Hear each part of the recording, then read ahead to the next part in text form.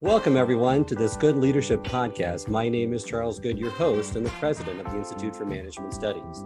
This podcast is designed to provide you with actionable insights and tools that you can use from discussing the research, stories, and background from recognized experts and practitioners to accelerate your impact in your current role. My guest today is Dr. Heidi Hanna, who is the Chief Energy Officer of Synergy Brain Fitness, a company providing brain-based health and performance programs to individuals and organizations, a founding partner of the Academy for Brain Health and Performance, and a fellow and advisory board member for the American Institute for Stress. She is also a New York Times bestselling author of several books, including the one that we're going to focus on today, which is The Sharp Solution.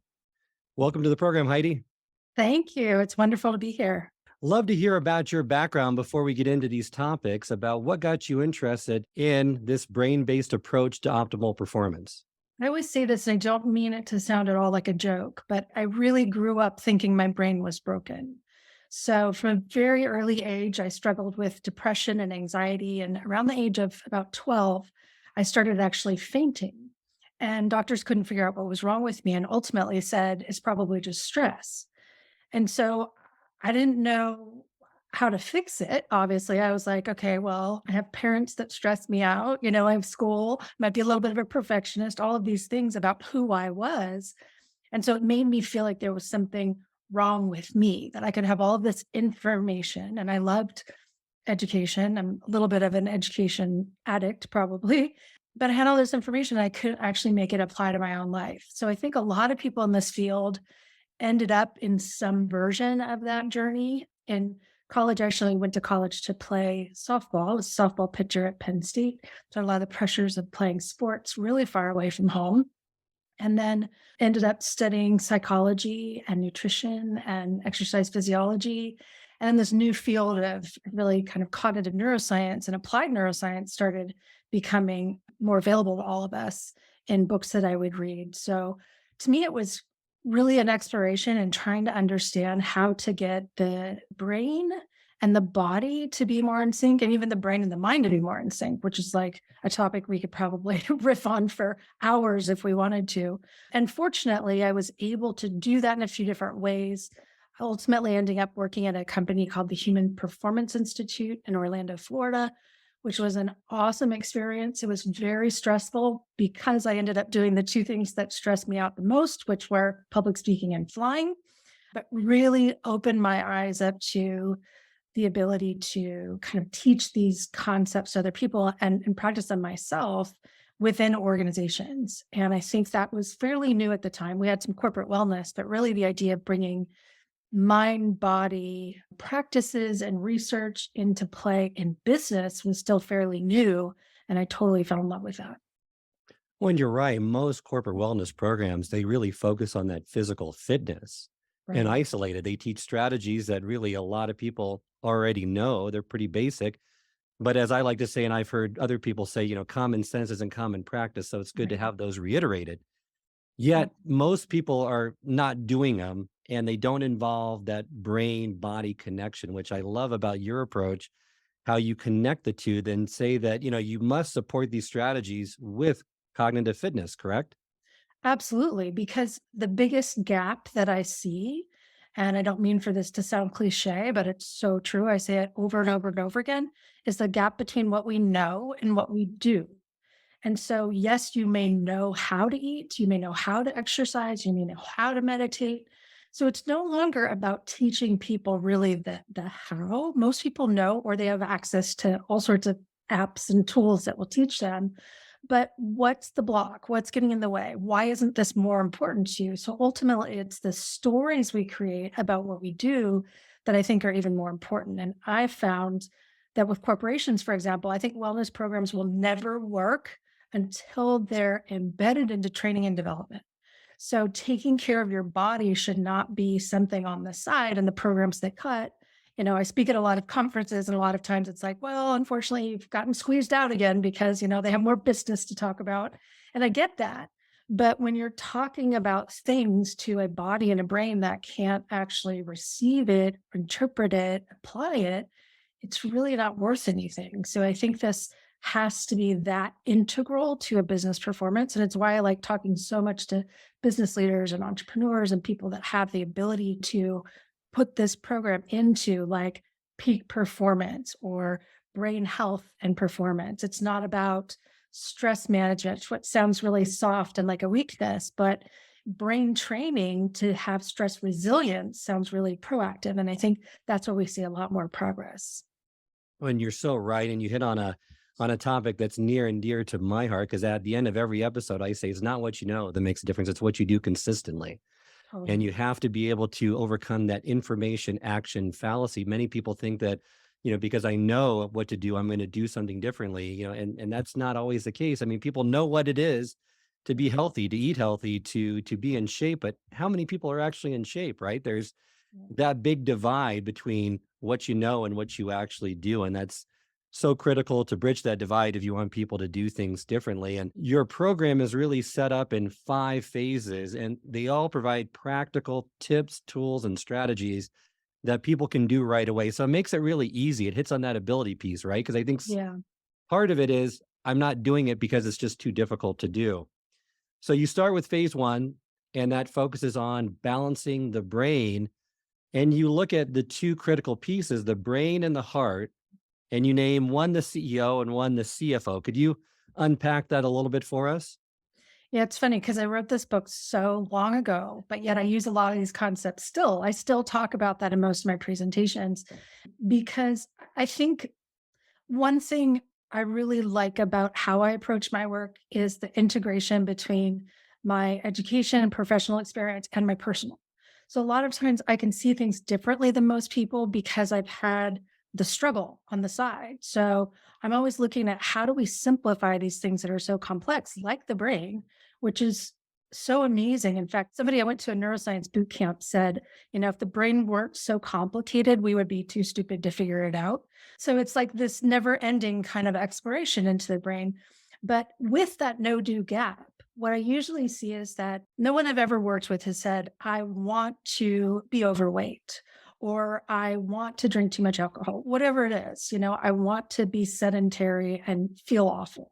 It's never coming from the place of the heart, which I think about as the CEO because it's what you want to do. And having worked with a lot of CEOs, and entrepreneurs often actually playing both roles, that's what it comes down to, right? The vision, the values. How do I drive the mission of the organization forward? And so if I feel that way, why is it that I don't actually do it? And to me, that comes down to the brain, which operates totally differently. Of course, it cares what you want, but that's not its job. Its job is to make sure you have the resources to meet the demands that are being placed upon you to be able to do that. So a chief financial officer is looking at the finances, and I could just see a CEO and a CFO in a room together, and the CEO is going off about this project that they want to do. And the CFO is like, I think that's wonderful. We don't have the money. We're going to have to wait, whatever that may be, right? So the organism or the organization has to make changes then to do the best they can with what they have. And oftentimes that's why when we go to bed at night and promise ourselves tomorrow is going to be better and we're going to get a workout in, and then we don't sleep well, we're just feeling empty from our life for whatever reason. And we get up and it's like, not today. We just don't have the resources. So I think that is the key to understanding our brain, why it works the way that it does, why sometimes it feels like it's moving in a direction very different from what we want, and then starting to think about how can we bring those two things into better alignment, because if the brain has what it needs, then the heart can actually go after what it wants.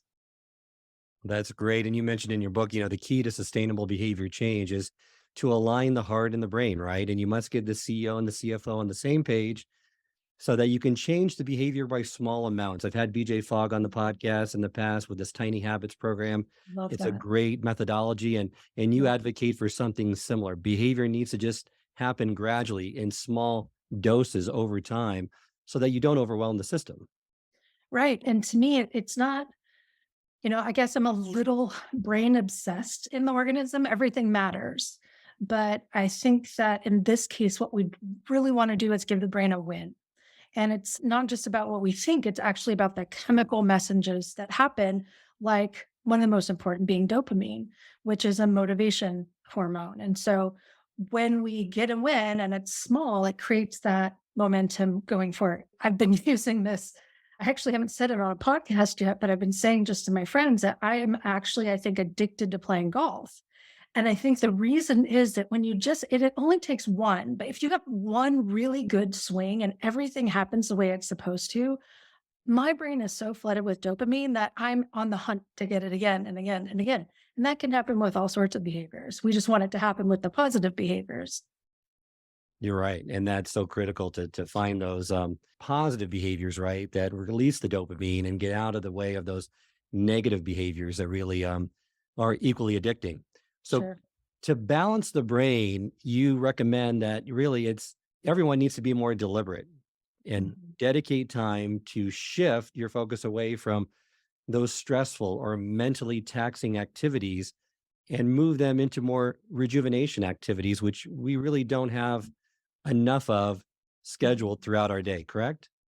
Absolutely. I think that the stress research is really clear that it's not so much the stress we experience, but the lack of recovery from stress. So we know everything about the human system is designed to oscillate from heartbeats, brain waves, blood pressure, blood sugar, everything has an up and down. And so our stress hormones and our relaxation hormones are supposed to have a bit of a dance as well. It's interesting that really horrible things that happen to us that cause really acute stress, we're very good at adapting to. But it's the everyday nagging chronic stress that we don't really give a lot of weight to and say, well, everybody deals with that. I mean, think about COVID, right? I mean, that was a massive, massive ordeal that we all went through. But because everyone went through it, it's like, oh, it's normal for us to be drinking too much, gaining weight. There's a million things that have happened during that time frame. But even coming out of that, it's like people think that now we're supposedly out of the worst part of that. And so we should be fine. But what goes in one direction, has to balance. It's just the way the human system works. There's no way around that. And so when I started really thinking about this, I mean, my first focus in my work was really based on nutrition and then physical fitness. And I built psychology into that. I mean, there were all these different pieces, but time and time again, I feel like the faults with those other areas come back to a lack of rest, restoration, recharging. It just goes against not only, I think, in some ways our nature, but really our culture. It's how we've been raised that we have to be producing and we have to be striving and we have to be constantly going. And if we take downtime, it's a sign of weakness. I don't think so. I tell my clients all the time about things like strategic massage. I mean, if you put strategic in front of anything, it works. I'm going to take a strategic nap, right? I mean, it's not just I'm going to take a nap because I'm lazy. It's if I take a nap, I'm going to be able to better focus. I'm going to have better energy, whatever the situation may be.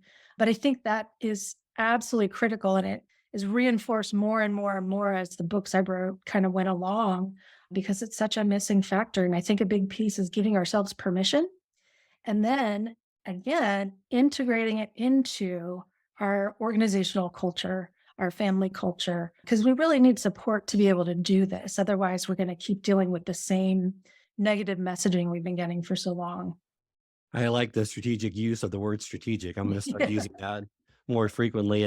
And you state too that when you utilize these relaxation strategies, you're able to meet the three key goals for balancing brain chemistry. And the first of which is recovery, because most of us do not need to do any more than what we're doing. We need to do less. We're usually overstressed. Not many people tell me they're understressed. Right. So it's really that recovery. And then the second part is rebalancing. Take time to pause and get back in tune with what you recommend, which I agree with, your natural breathing process. Maybe you could recommend one that would be beneficial or an app that listeners could go to really get in tune more with their breath and breathing properly. I think in an ideal world, we would do this without external help. It's interesting. If I said to you right now, close your eyes, sit back in your chair, and just notice how your breath feels. Notice your chest expand and contract. For me, I start doing that and I automatically go into guided meditation mode because I do that with a lot of clients. But if you just do that, if you can really bring your attention to how it feels to breathe, You don't need anyone else to tell you how to breathe. You're going to naturally, but the problem is that we are so analytical and in our heads, we're like, well, how many breaths should I be taking? And should I be counting or should I be using sounds? Should I have music? Should it be quiet? None of that really matters. So ideally, we want to get to the place that we can just close our eyes, feel our breath, do that for as long as it feels comfortable. There's no set time necessarily. And if you want to know the exact science, we have seen studies that suggest that breathing in and out to a count of about 5.5 to 6 breaths per minute. So that means about 10 seconds total. So it's about 5 seconds in, 5 seconds out. If you really want to increase the relaxation effect, then we want people to exhale a little bit longer than they inhale. So it might be 4 seconds in, 6 seconds out. The challenge with that is as soon as you start doing that and counting and analyzing, you're kind of moving into a different mode again than just being still and being comfortable in your breath. But I've really found that for a lot of people, it's the only way to do it. They really need something to focus on. The other thing you mentioned is apps, and a lot of the apps will have a guided breath bar, and it looks a little bit different in the different apps. I know Calm has one and it's circular. So you can actually breathe in and out, and it's kind of telling you ideally how to do that. You could listen to music. There's so many different types of music. It could be just any music you like, or it could be something like binaural beats, which you can find on YouTube or pretty much anywhere. And these are designed to have a different frequency in each ear. So you have to have headphones. And having a different frequency in each ear seems to change brainwave states. So it may be more calming or it may help you focus a little bit better. But I think all of those things are really good to experiment with and find something that works for you. So even just setting aside a half hour, once a week or something to just go explore or ask people about things that they've used that have worked, that can be really helpful because it's really not one size fits all, but the goal is that we actually find something we enjoy, that we get a reward from because it actually works. You're right, and we could have a whole episode on just mindfulness and Yeah. breathing. It's a huge area right now. I think it has a lot of potential. A lot of people aren't using it enough. And I agree with you. We shouldn't need anything, but what I found is until it becomes a habit, we have to be prompted, right? We have to Right. be incentivized some way to make sure that we're using it frequently enough to see the positive impact with that kind of practice that we're engaging with. Yeah. And I would say the other piece of it is that mindfulness is not always very comfortable because a lot of us run our lives at such a pace that allows us not to really have to feel emotions. And I don't want to get too far kind of down that rabbit hole, but most of us have pains and griefs and challenges and all sorts of things going on a daily basis that we can push aside through work and drive and, accomplishing things. And so when we're really mindful, some of that stuff can bubble up and actually be very challenging. So even within the mindfulness and meditation space, there's different practices that can be more beneficial for different types of people. Completely agree. Let's move to phase two of this approach, and that's engaging your heart. So we've talked about the brain and the heart, but the heart has a critical role to play in this process as well. Absolutely. And I think this, for many people, ends up being the real sticking point. And that is, it seems like we talk about it all the time, but I don't know how much we actually practice this. Simon Sinek, Power of Why, and just how many things we have around purpose. My former mentor, Jen Lair, wrote a great book called The Power of Story. And just even with athletes, like what's the story you're telling yourself that's moving you in a particular direction? So if our heart is engaged with purpose and meaning and drive and all of that, and the brain is out of balance, then we know we're not going to really move forward as our best self. But if the brain is really ready to go and has nowhere to go, that can be really challenging as well. So it's really about connecting to our values. I find this one honestly really challenging because I think it's something we need to go over and over and over and over. It's not like we have a purpose statement at one point and it stays the same. In some ways, it's like, what is my purpose or my interest in being alive today? I have several colleagues of mine that have that practice before they put their feet on the ground to say, why am I here today? So there's a whole spectrum of kind of where we lie in that. But I think it is really important to kind of know what's going to drive us and why, even with things like, nutrition and fitness and sleep and meditation. Just knowing a practice is good for us doesn't seem to be enough. You're right. And not only just having a purpose statement for your life, but you recommend write a purpose statement each morning before you start your Yeah. day. Yeah. Read your purpose statement throughout your day, possibly put motivational statements, photographs, something that inspires you so that you're priming the environment the right way to fulfill that purpose. Yeah.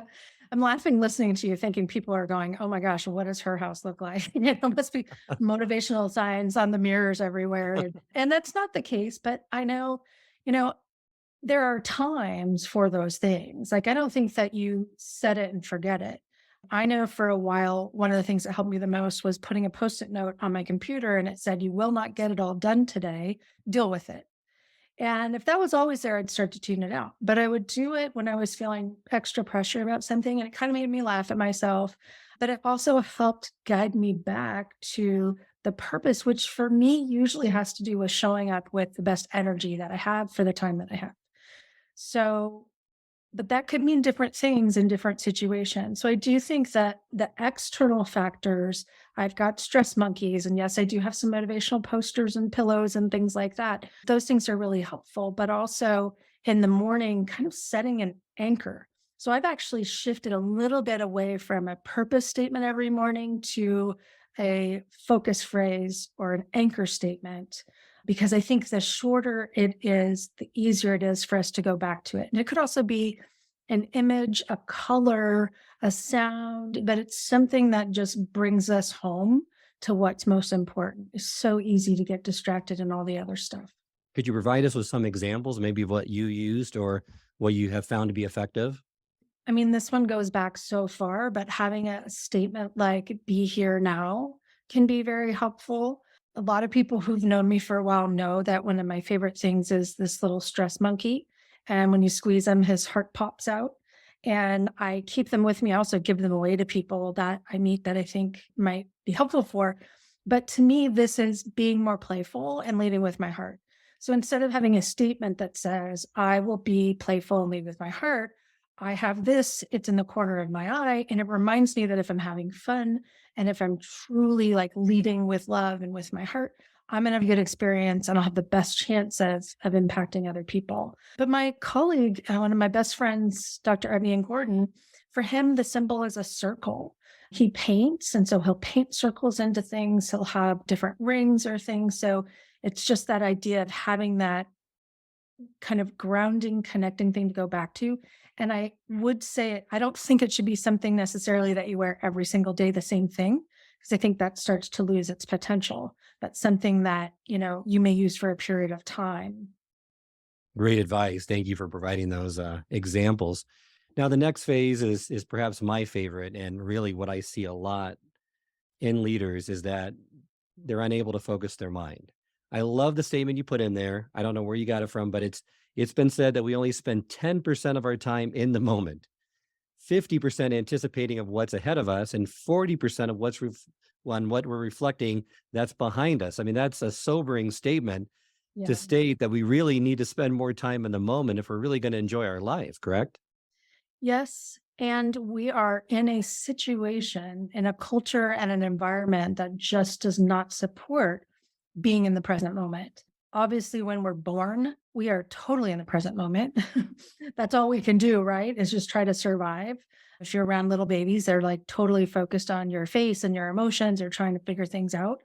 But then we just get saturated by things wanting our attention. And most of those are unfortunately addictive things. They're not bad things, but technology, the news, entertainment, gaming. I mean, I could go on and on and on about things that aren't necessarily bad for us, but are in their nature highly addictive to the way that our brain works. So we really, at this point, are kind of trying to go back and correct something. It's a bit of a mental deficiency that we can't pay attention to something for longer periods of time.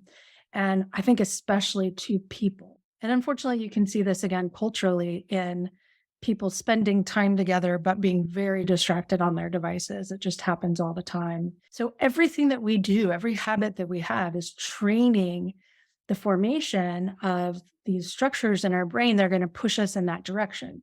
So it may seem harmless, but every time you pick up the phone and check, every time, you stop at a traffic light and you just check real quick. I mean, all of those things are just forming those habits. So now when you're with your child and you're trying to pay attention, there's this pull. So even if you're not checking your phone, you're thinking about it. So I think that's one of the challenges, but it's also where there's a lot of hope is that we can retrain the brain in new ways. It's just not going to feel comfortable. So sometimes we have to force it on ourselves by turning those devices off. One of my favorite things to do is to put my phone in airplane mode when I'm not on an airplane, just because it's like a relief that nothing's coming in. I always have it on silent. I never answer the phone unless I have an appointment, unless it's an emergency. So just certain, I'm not saying everyone should do that, but certain rules we can have to start to allow our brain to be in the present moment. And I guess I would say the last thing about that is I do really believe that the biggest gift we can give anybody is our full attention and our energy, because most people are not getting that from the people around them. So it feels different when you actually get it. I completely agree with that. And mental focus and focusing your mind is almost a superpower these days. Yeah. What we talked about before, mindfulness meditation really builds upon that, because if you can't focus for any extended period of time, you can't do that deep work that really differentiates you and your brand. So Yeah. that you're really just, it's we are filled and our environment is rife with distractions. So having the ability to focus, and there's plenty of research to back up why mindfulness meditation really works to help develop that focus that you need, that will help you throughout this process. And then probably that's the first tool. The second tool is to realize that you can't do it all and you really need to be focused on doing one task at a time. Maybe you can speak a little more to multitasking and really how that's so detrimental to your productivity and your focus. I think most people by now have come across the research in the space or someone's told them about it, the myth of multitasking. And that was a big deal. I know when I first was working at the Human Performance Institute, it was like brand new to people when we were sharing that information. Now I think most people are familiar at this point with the myth of multitasking, so that the brain can't actually do two things at once and that there's a switch cost. So anytime we're going from one thing to the next, we lose time, we lose energy, we lose attention, all sorts of things. I think the other piece, though, that may be newer is that multitasking is stressful to the brain. So when we're multitasking, we're actually stimulating more stress hormones, which are toxic not only to our performance now, but are very toxic over time as those stress hormones build up. So they'll start to reshape the brain. And it's kind of like I was saying before, when we do those things, we're telling our brain it's necessary for our survival. Otherwise, the brain doesn't understand why we would be doing that. And so this leads to ADD, ADHD, potentially substance abuse. There's things that are much bigger than just making a mistake. So I tend to tell people, when you're multitasking, you're killing brain cells. It's kind of like the old drug commercials. This is your brain on drugs. Like this is your brain on multitasking. So to think about it at that level, hopefully makes it an even bigger priority for people. I No, hope. that's great. And common sense isn't common practice. So it's always nice to Totally. reiterate these things that people know they shouldn't be doing, but just to hopefully further reinforce why they shouldn't be doing them, and giving them more motivation to And maybe change just that behavior. also, because I'll get pushback a lot from people that say, well, I have to because of my job, then find areas that maybe you don't have to that you can stop. I'm studying a lot on addiction right now. So my brain's going back to addiction and thinking about, if someone was drinking too much and was like, well, I've got to do it on this day. And I might say, okay, well, where in your life are you doing it that you don't have to? It's kind of that, like, let's make it better. Just because you have to in some area doesn't mean that you have to all the time. So start picking away at that, and that's going to be more beneficial. That's a great approach. Let's now move to the next phase, which is energize your body. And you cover a lot of things in this phase. Diet, the three P's of diet: plan, prepare, and pack. I think that's great advice. It's simple, easy to remember, and it helps you to stay with a diet Yeah. for a longer period of time. Yeah. And just the word diet, I always cringe a little bit thinking most of us have bad associations with diet, right? That we're having to leave something behind. But I think the idea here again is just being more intentional about what we're eating, but also just as important when we're eating so that we're not going long periods of time without eating, making sure we're getting the right types of nutrients. Again, this information is all out there. So I didn't feel like I needed to go into detail about a nutrition plan per se, but there are certain things that we know are more helpful for the brain, certain nutrients, things like the Mediterranean diet, and not, eating at your desk, not multitasking, which a lot of us tend to do. And even that structure that I stated with that plan, prepare, and pack, I mean, that's a useful framework for people to say, okay, great. I need to plan out my diet in advance, what I'm going to eat. I need to prepare, make sure that it's there and it's convenient for me. So it's Yes. located in my fridge and pack so that I'm not caught off guard, right? On a work lunch, or, I'm at work and I don't have anything to eat for the day. So I'm just going to go to that fast food restaurant down the block. Right, right. So Yeah, I that's think so critical. it's so important. And a lot of times I would say healthy snacks are really important for that in between time so you don't get overly hungry. And I also personally, because I live by myself and so I'm not providing meals for more than just myself, do a meal delivery service. So I can actually specify, I want a lower calorie, organic or whatever. And I get like maybe 5 meals a week. I don't even do it every single day. I'm good on breakfast and lunch, but dinners are often hard and when I wanna go splurge on something.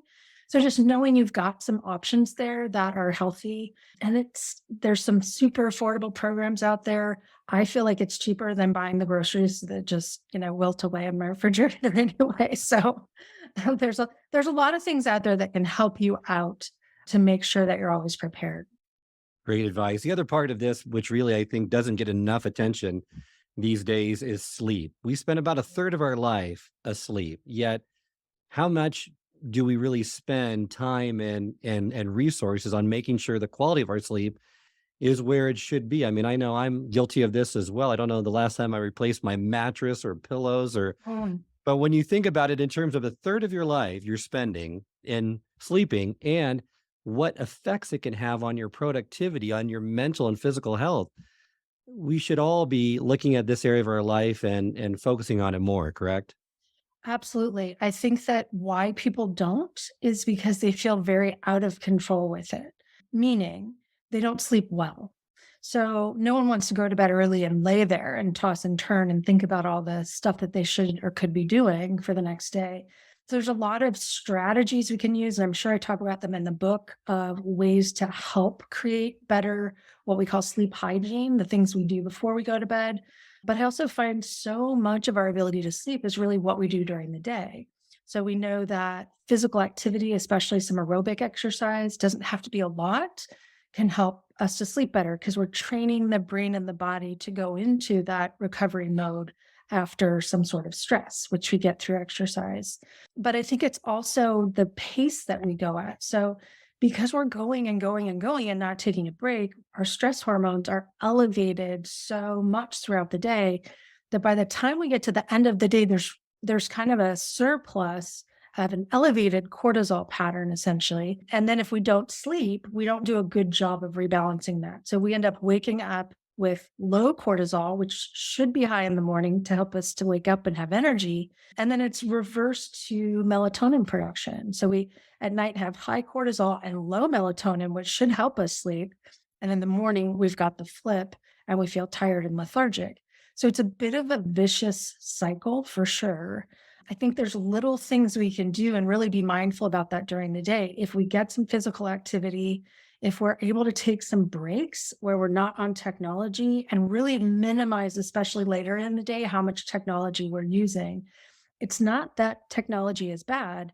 It's just there's no rhythm to our day anymore. We can work constantly. So if we're still working on a computer or a phone or whatever device, you know, 2 hours before bed, we're still working. So we're still producing. We're not getting into that natural cycle of coming back down, having a meal, having conversations, going for a walk, taking a bath or a shower, doing some yoga, listening to music. I mean, there's a million things we could come up with. And then just our sleep environment is super important too. I just finally got some blackout shades for the room that I'm staying in right now because there's a light right outside my window. So even at night, it was really bright. So having shades, having the temperature set a little bit cooler than most people probably do. I think the ideal temperature is actually about 68 degrees for sleep. And I will just say one amazing resource. A good friend of mine, Dr. Michael Bruce, is known as the sleep doctor, and his website has tons and tons and tons of recommendations, gadgets, devices, all sorts of things that can help people get better sleep. All right, so now let's talk about that fifth and final phase, strengthen your community. This will help build support by connecting you with others. Investing in social capital is so critical to your brain health. Why is that, Heidi? It's funny because I'm thinking about the time that I wrote this book, and I'm not even sure I was as aware as I am now of the importance of social connection. I might have even put it as the first chapter now. And I think that's because of a few different things. One is there's some incredible research on loneliness that shows that feeling lonely is as hazardous to your health as smoking 15 cigarettes a day. Wow. And so I always tell people, don't go smoke with your friends. I'm not advocating that. I still think that, we probably shouldn't smoke cigarettes. But what feeling alone does to us is it signals a threat. We are very communal beings. We always have been. In today's day and age, we've gotten very scattered. Even in the addiction research I'm looking at now, I've just been amazed by how critical those social connections and attachments are, and so young, like before we could speak. It's not so much actually what's happening as it is the perception of what's happening, which means that two people in the same situation can have totally different outcomes. One person could feel deeply connected to three really good friends, and someone else could be around thousands of people and feel totally disconnected. And I remember what that was like at a point in my career when I was around thousands of people traveling and speaking, but none of them were, connections that I would have on a regular basis. And one time I came back to the airport in San Diego and my battery was dead in my car. And I was like, I have, I don't know, a few thousand connections on social media. I don't have anyone to come pick me up. And it was just, and I laugh because I tend to laugh at myself in situations like that. But I actually made a different choice to start making it more of a priority to have connections. It's not so much how many you have, it really is that feeling of connection. And you feel like there is someone in your life that you can be your authentic self with. And I do think that that's really important. Quality over quantity definitely makes a difference. And For having, For sure. And I found that's why I think organizations, whether it's entrepreneurs organization, YPO, different groups of people who can come together, who may be leaders at their organization and not able to share their challenges, can get with peers and actually be really authentic with each other. You're going to see a radical improvement in brain health for those people. well, thank you for providing that insight around connection. I do think it's so important. We hear a lot about quiet quitting. We hear a lot about loneliness these days, Yeah. especially since we're in a more virtual environment now where everyone's doing remote hybrid work and not everyone's back in the office. So that's a critical piece that I think a lot of people still leave out. But the sense of connection and wanting a connection has become stronger in the last year, especially from what I've noticed. Yeah. Absolutely. For me, as an introvert, a lot of people ask me about that. It's part of why I play golf. I'll go play by myself, but I'm put with three other people. So I'm connecting with them and I make friendships through that. If you can find an activity or a hobby or a cause or something that you can get behind, you can go be social in activities that go beyond, going to a meetup or going out to parties or bars or whatever it might be.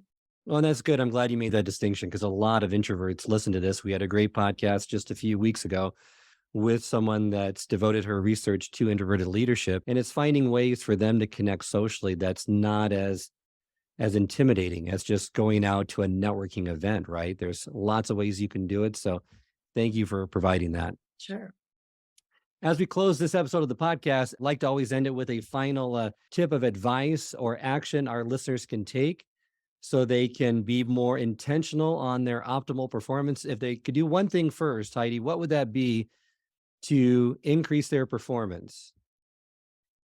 What is coming to me at the moment as you were saying that is to really think about what you would have to tell yourself to make like a self-care commitment. And specifically in this case, I mean that recharge piece.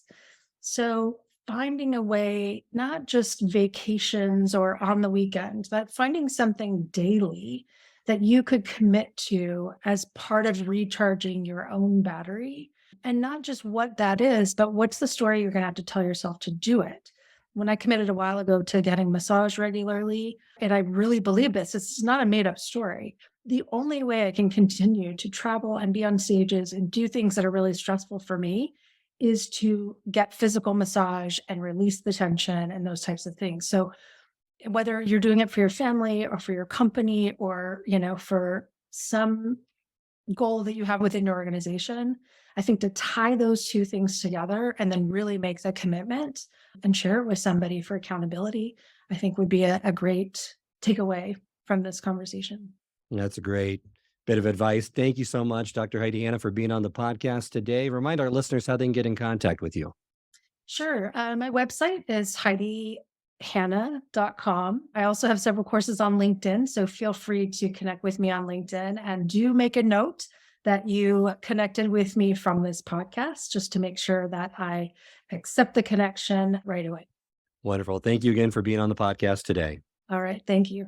Thank you for listening to this episode of the Good Leadership Podcast. I hope you enjoyed this deep dive into this topic and all the tips and tools that were shared. If you enjoyed this episode, I encourage you to share with others and post about it on social media. As always, you can head over to my LinkedIn page where you can see all the latest articles and posts from me.